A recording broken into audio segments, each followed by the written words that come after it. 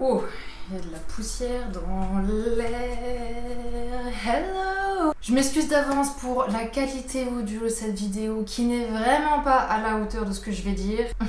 Non, sérieusement, en fait, promis, je vais m'acheter un micro qui tient le coup et vous aurez une bonne qualité audio en plus de vidéos qui le méritent en fait. Il faudrait que je me grouille. Alors, de quoi parlons-nous aujourd'hui?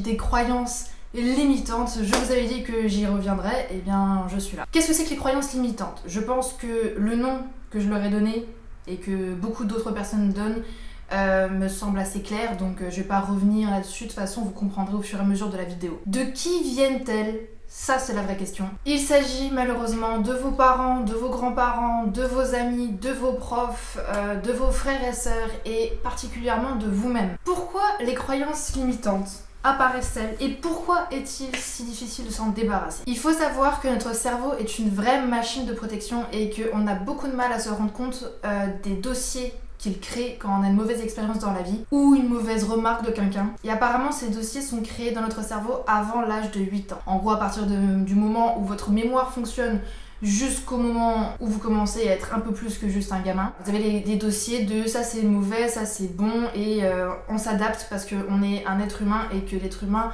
a une capacité d'adaptation et de survie assez exceptionnelle due justement à notre cerveau. Ce qui signifie que vous êtes programmé dès votre plus jeune âge à vous dire je suis ça, je suis pas ça, je peux faire ça, ça non. Voilà, du style votre mère qui court après vous parce que vous grimpez sur une armoire, vous savez que vous ne pouvez pas grimper sur une armoire parce que, oh mon dieu, elle a crié, c'est dangereux, voilà. Et c'est primaire en fait comme système, mais le problème c'est que ça marche dans n'importe quelle situation de votre vie et à n'importe quel âge. Par exemple, vous avez peut-être vécu cette situation à vos débuts de scolarité. Vous arrivez avec votre bulletin face à vos parents et le bulletin n'est pas trop top. La réaction basique de parents qui n'ont pas eu une formation pour savoir comment communiquer pédagogiquement avec leur enfant et avoir la meilleure des relations avec leur progéniture, blablabla, serait comment est-ce que tu peux expliquer ça? Tu n'as pas bien compris la leçon et on attend mieux de toi. Logiquement, c'est à peu près ça. Ok, ça c'est un événement et dans les faits, il n'y a rien de grave qui s'est passé. Personne vous a engueulé, frappé ou que sais-je. Mais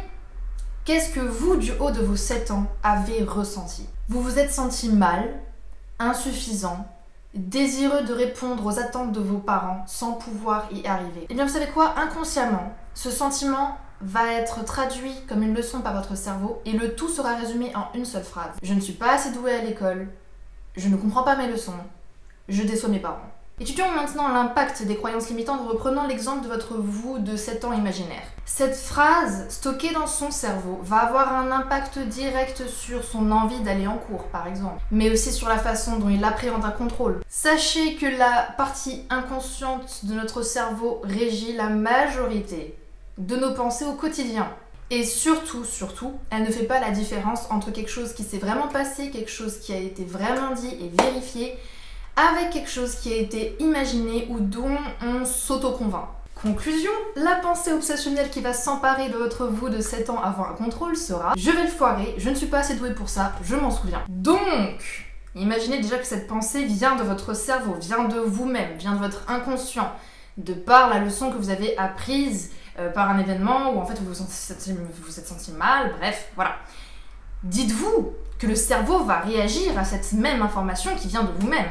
Et comme par hasard, le gamin rate son examen. Ou du moins il le réussira, mais bien moins que si on lui avait dit je sais que tu as les capacités en toi, il faut juste que tu leur permettes d'éclore. Il faut comprendre que ces pensées limitantes sont souvent, selon moi vraiment il y a presque que ça, en fait sont à l'origine de notre manque de confiance en soi, en nous-mêmes.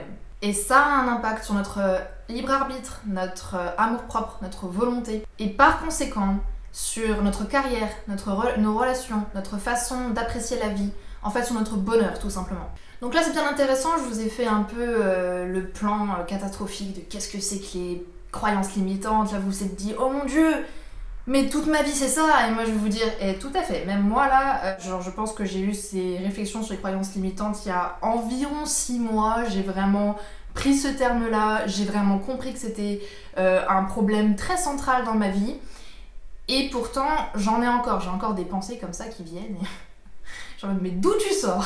Du coup, je vais quand même vous partager mes conseils pour essayer de s'en débarrasser, faire en sorte de laisser ça derrière soi. Déjà, le premier conseil très important, que je pense que tout le monde va... C'est dommage, mais bon voilà, écrire sur soi. Toute amélioration de notre personne commence par avoir la conscience de notre personne. Et donc avoir une réflexion sur soi-même est très très utile. Je pense que je vous avais déjà un peu introduit cette idée avec ma vidéo sur le carnet de pensée, parce que c'est ça que j'utilise moi personnellement pour écrire sur moi-même. Écrire ce qu'on pense, ce qu'on a ressenti, nos situations, nos jugements et pouvoir déloger et étiqueter chaque pattern de chaque scénario. Ensuite, conseil numéro 2, je dirais, posez-vous la question, si tout était possible, donc si vous n'avez pas à plaire à vos parents, si vous aviez fait des études en graphisme, que sais-je, n'importe, voilà, ok. Où est-ce que je me verrais dans 1 an, dans 5 ans, et qu'est-ce que je ferais dans 1 an, dans 5 ans, à quoi je ressemblerais? Le mieux c'est de s'imaginer tout ça dans les détails, donc à quoi ressemblerait la journée lambda de Nao++ qui a toutes les cartes en main. L'étape d'après c'est de faire la liste de tout ce qu'il faudrait faire pour y arriver. Et finalement, on se rend compte que si on se donne effectivement 1 an ou 5 ans, c'est pas complètement impossible. Conseil numéro 3, demandez à des proches comment ils vous voient. Qu'est-ce qu'ils pensent que sont mes qualités, mes défauts, ce que je ne pourrais sans doute jamais accomplir et ce qui est fait pour moi. Et là je vais vous dire, si, il y a une logique, attendez. Le but évidemment n'est pas d'absorber tout ce qu'on vous dit, mais de prendre du recul et de voir qui est-ce qui vous met dans des cases et quelles cases. Et à contrario, qui est-ce qui croit en vous sans limite et qui vous encourage dans votre vie. Malgré le fait qu'ils puissent penser, je sais pas, ah oui, t'as pas fait telle étude, ah ça va être compliqué, mais tu peux le faire. Vous voyez? Voilà. Et dernier conseil, se rendre compte des choses spontanément. Et c'est sans doute le plus compliqué. Personnellement, je galère. Tout le monde galère, je pense. Premièrement, se rendre compte spontanément de comment les gens te parlent. Vous savez, toutes ces personnes qui... apparemment vous connaissent mieux que vous ne vous connaissez vous-même, c'est dingue. Tout ce groupe de personnes qui vont vous dire des choses utiles. Non mais toi t'es comme ça toi. Ou au contraire, mais à quoi tu joues? Qu'est-ce qui t'arrive? T'as fumé? Tu penses pas que tu pousses un peu trop? Depuis quand tu t'intéresses à ça? Écoute mec, meuf, si je m'intéresse à ça, c'est parce que j'ai changé, parce que je décide en fait d'aller plus loin, parce que je me dis qu'il faut que j'approfondisse ce sujet. Et qu'est-ce que tu vas faire? Et deuxième partie, et sans doute la plus importante, comme dit précédemment, l'amélioration de notre personne commence par la conscience de notre personne, la prise de conscience de nous-mêmes. Donc, il faut observer, apprendre à observer la façon dont on se parle à nous-mêmes, parce que les blabla extérieurs, c'est blabla extérieur. Les plus importants, c'est ceux qui viennent de là. Eux, ils sont très très puissants. Donc, vous allez m'abolir tous les « je ne suis pas ce genre de personne, je ne ferai jamais ça, je ne suis pas de ce monde ou de cette sphère-là, je ne mérite pas ça, je suis du genre timide, mon ego parle à ma place, bla bla bla ». N'oubliez pas que les pensées deviennent des paroles, que les paroles deviennent des actes, actes, habitudes, habitudes, caractère. Si vous pensez que vous ne pouvez pas, vous ne pourrez pas. Arrêtez de vous torturer plus loin. Et si vous pensez que rien ne vous fera abandonner, vous n'abandonnerez jamais. C'est un travail de tous les jours de dépasser, ou plutôt de déconstruire les murs que tout le monde s'est efforcé à mettre devant nous, et en particulier nous-mêmes, encore et toujours.